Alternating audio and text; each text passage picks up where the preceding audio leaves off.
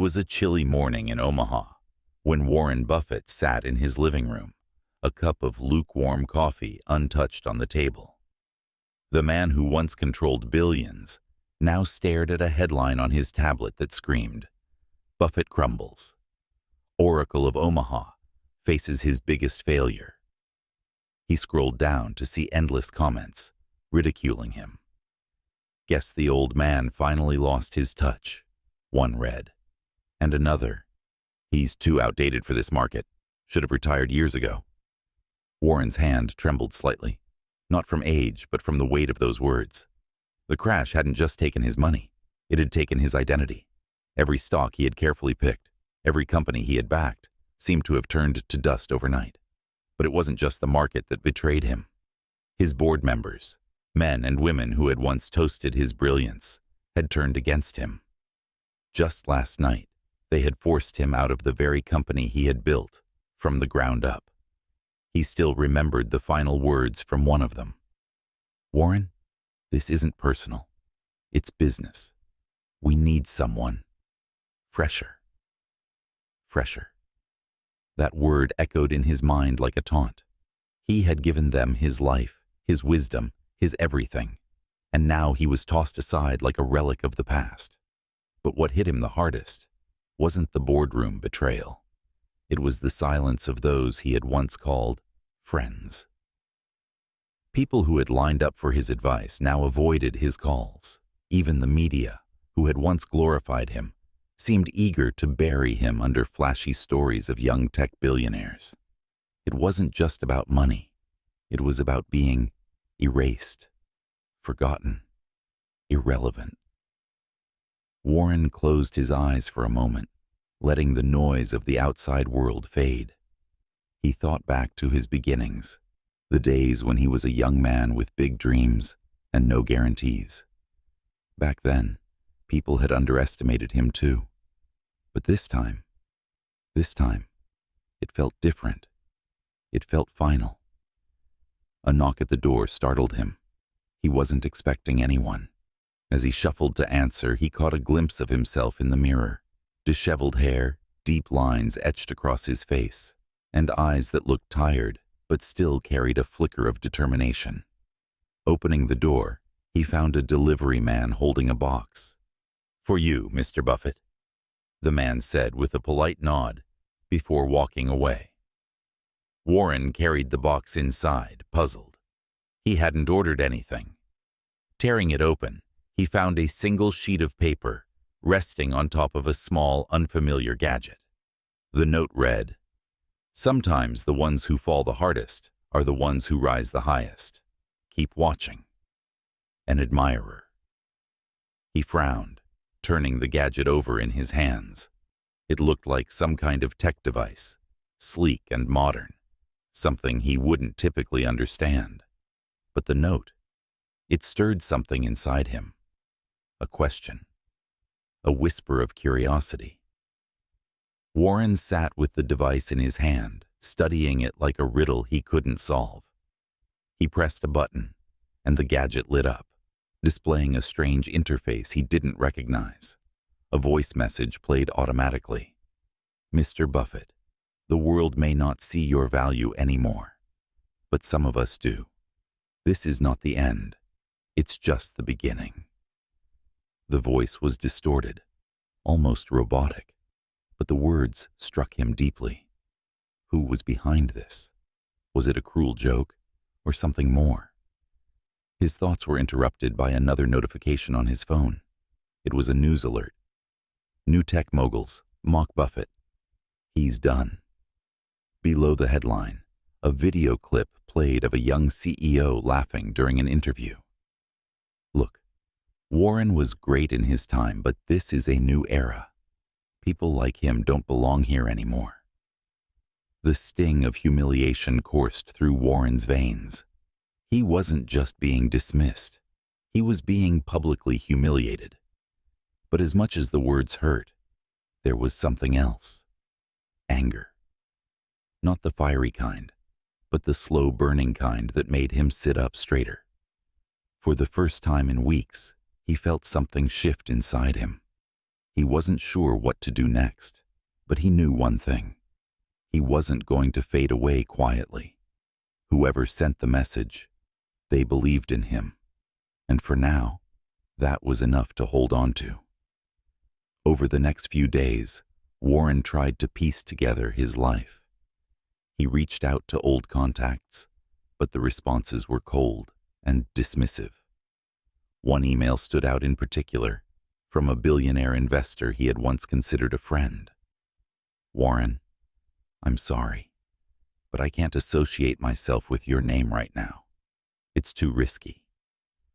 Warren clenched his fists as he read those words. Risky. That word had no place in a conversation about friendship. It was clear now.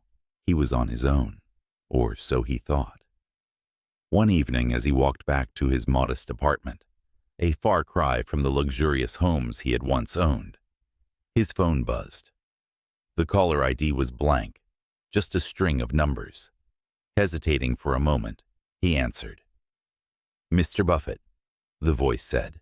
It was clear, confident, and unmistakably familiar. "I think it's time we talked." Warren's heart skipped a beat. "Who is this?" The voice paused, then replied, "Elon Musk." There was a moment of stunned silence. Warren couldn't believe what he was hearing. "Elon," he finally managed, "why are you calling me?"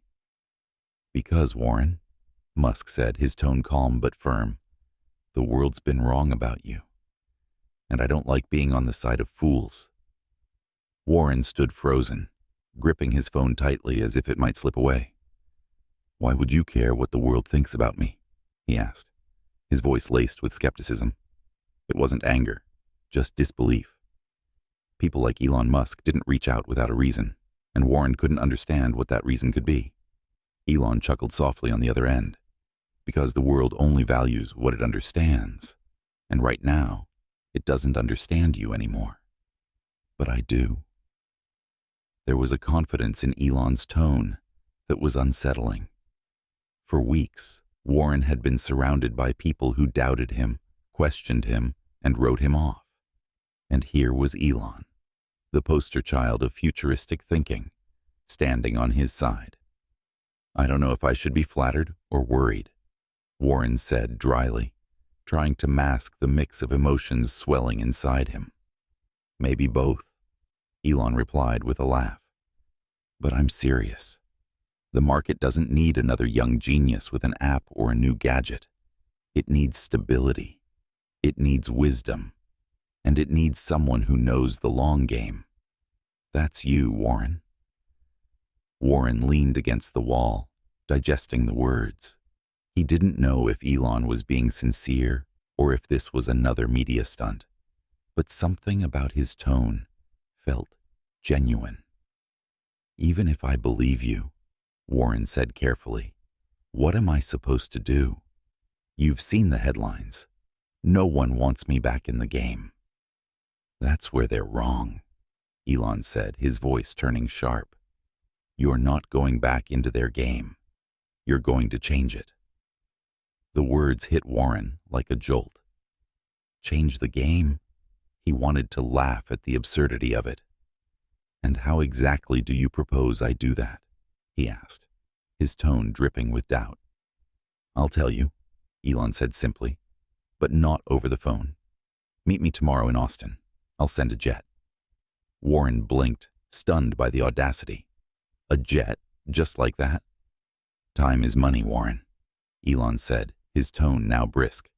"And right now, we both need more of it. Trust me, this isn't charity. This is business." Before Warren could respond, the line went dead. He stared at the phone, 1,000 thoughts racing through his mind. Was this real? Was Musk genuinely interested in helping him? Or was this some elaborate setup? The next morning, true to his word, a sleek private jet awaited Warren at the airport. As the engines roared and the plane lifted off, Warren couldn't shake the feeling that he was being thrust into something far bigger than himself. He wasn't sure if it was hope or dread, but for the first time in weeks, he felt alive. By the time he landed in Austin, Elon Musk was already waiting, dressed casually but exuding his signature confidence. "Glad you made it," Elon said, extending a hand. Warren shook it cautiously.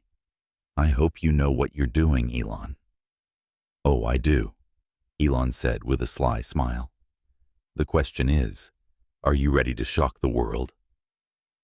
Warren followed Elon into a sleek conference room, its walls lined with futuristic screens displaying data and models Warren couldn't immediately make sense of. It was a stark contrast to the traditional wood-paneled offices Warren was used to, and he felt a twinge of discomfort. Elon motioned for him to sit and leaned casually against the edge of the table, his eyes gleaming with excitement. "Here's the deal," Elon began. "The world thinks we're opposites. You're the steady hand, the long-term thinker, the guy who makes moves with patience and precision. I'm the guy who lights the match and watches the fire spread. They don't realize that together, we're unstoppable." Warren raised an eyebrow. "Unstoppable?" "Elon, I just lost everything. I don't think anyone sees me as unstoppable right now." "Exactly," Elon said, pointing at him. "They're underestimating you. That's our advantage. You know what they say about comebacks. They're the most dangerous moves in the game." Warren leaned back, skeptical but intrigued. "And what exactly is this comeback supposed to look like?" Elon smirked and pressed a button on the table. The screens lit up with a detailed plan. A massive investment fund, combining Warren's financial expertise with Elon's tech innovations. It wasn't just about stocks or startups. It was about revolutionizing industries that were considered untouchable. "Imagine," Elon said, pacing the room, "a fund that doesn't just chase profits but builds the future. Renewable energy, space exploration, AI. Industries that people are too scared to touch because they're too risky or too big. With your reputation and my resources, we can create something that no one can ignore." Warren studied the data on the screens. The numbers were staggering, the potential immense. But he couldn't ignore the doubts creeping in. "Elon, you're talking about rebuilding everything from scratch. That's not a small task. And I'm not exactly the most popular person right now." "Exactly," Elon said, his tone firm. "That's why this works. They don't see you coming. They're too busy writing you off. And when we launch, they won't know what hit them." There was a long pause as Warren considered the proposal. Part of him wanted to believe in Elon's vision, to grab onto this lifeline and prove everyone wrong. But another part of him feared the risks, the ridicule, the possibility of failing even bigger than before. "Why me?" Warren finally asked. "You could have picked anyone for this. Why take a chance on someone the world thinks is finished?" Elon's expression softened. "Because I know what it feels like to have the world doubt you. I've been there. People called me crazy when I said I'd make electric cars, mainstream, or colonize Mars. But your kind of wisdom is rare. And right now, the world needs that more than ever." Warren sighed, the weight of the decision settling on his shoulders. "All right, Elon," he said quietly. "If we're going to do this, we do it my way. Calculated, deliberate, no reckless gambles." Elon grinned, extending his hand. "Deal. But don't forget, Warren, sometimes you've got to take a leap of faith." Warren shook his hand, feeling a strange mix of apprehension and excitement. For the first time in weeks, he felt like he had a purpose again. But deep down, he couldn't help but wonder, was this the beginning of his redemption or his final mistake? The days that followed were a whirlwind of secret meetings and sleepless nights. Warren and Elon worked tirelessly, sketching out the details of their plan. The fund was given a code name, Phoenix, a nod to rising from the ashes. For Warren, the name carried a deep, personal resonance.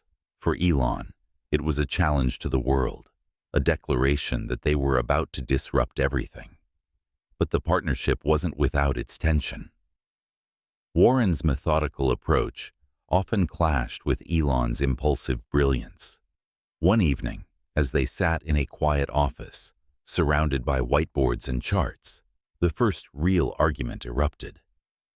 "We can't just throw billions into this without a structured strategy," Warren said, his voice calm but firm. "Every move has to be backed by data, by logic.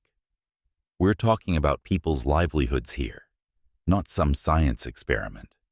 Elon leaned back in his chair, smirking. "And that's why you lost, Warren. The world doesn't wait for you to calculate every variable.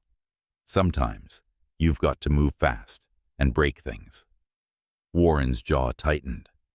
"And sometimes, moving fast means crashing harder. You think I don't know that? I lived it. If we rush this, we're no better than the ones who left me behind." The room fell silent for a moment. Elon's smirk faded as he saw the raw emotion in Warren's eyes. "All right," he said finally, his tone softer. "We'll do it your way. For now. But if this starts to sink, I'm not afraid to throw in a lifeboat and change course." Warren nodded, knowing this uneasy alliance was their best shot. As much as they differed, their shared determination was undeniable. The media, of course, got wind of their collaboration before they were ready. Leaks spread like wildfire, and the headlines were ruthless. Elon Musk and Warren Buffett, a partnership doomed to fail? One commentator sneered. "The dinosaur and the rocket man. This should be entertaining." Warren braced himself for the backlash, but Elon seemed unfazed. "Let them talk," he said with a shrug. "They'll come crawling back when we prove them wrong." The real test came with their first major investment, a bold move to acquire a failing energy company and transform it into a leader in renewable energy. The decision was risky, and the stakes were enormous. Warren was flooded with doubts. If this failed, it wouldn't just be his reputation on the line, it would be Elon's too. As the deal was announced, the backlash was immediate. Critics tore into them, calling the move reckless and desperate. Social media was ablaze with mockery. One viral post read, "Buffett, trying to play in Elon's world. Stick to what you know, old man." Warren couldn't ignore the sting of those words. He stayed up late that night, staring at the city skyline, wondering if he had made a mistake. Just as doubt threatened to consume him, his phone buzzed. It was a message from Elon. "Don't let them get in your head. The ones laughing now will be begging for a piece of this soon. Trust me." Warren read the message twice, then set his phone down.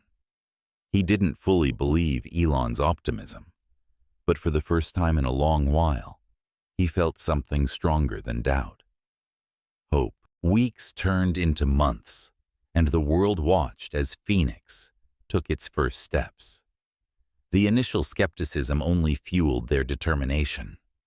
The energy company they had acquired began to show signs of life, not just surviving, but thriving under their bold new vision. Renewable projects launched at record speeds, breaking barriers many thought were impossible. Slowly, the headlines began to shift. One morning, Warren sat in his modest office reading a new article.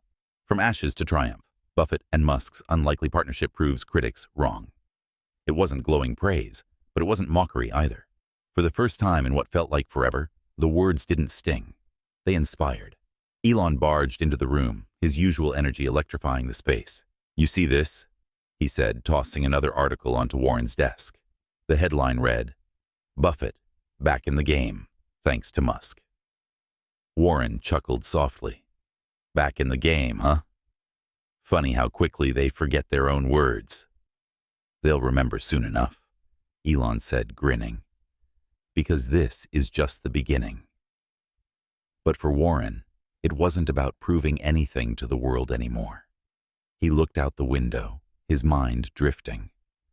This journey had reminded him of who he truly was. Not the man the world wanted him to be, but the one who had built an empire from nothing. That evening, they announced a press conference. The room was packed with journalists, investors, and skeptics alike. Elon took the stage first, his charisma captivating as always. He spoke about innovation, risk, and pushing boundaries. Then he turned to Warren. None of this would have happened without this man right here, Elon said, his voice steady. When the world doubted him, he didn't just prove them wrong. He redefined what it means to lead with vision and wisdom. The room erupted in applause as Warren stepped up to the microphone. He looked out at the sea of faces, some supportive, others still skeptical. But for the first time in a long while, he didn't feel the weight of their judgment. When I fell, I thought it was the end, Warren began, his voice steady but filled with emotion. But sometimes, falling teaches you who you really are. It forces you to find strength in places you never knew existed. And if you're lucky, you find people who believe in you, even when you've stopped believing in yourself. He paused, his gaze sweeping the room. This isn't just my story. It's a reminder that no matter how hard you fall, there's always a way back, if you're willing to fight for it. As he stepped back from the microphone, the applause was deafening. For the first time in what felt like forever, Warren felt not just respected, but understood. Later that night, as they toasted their success, Warren turned to Elon and said, "You know, I never thought I'd say this, but you were right." Elon grinned, raising his glass. "I usually am." They both laughed, the kind of laughter that comes only after surviving the storm. The world had doubted them, mocked them, and written them off. But together, they had done the impossible. And for Warren, that was enough.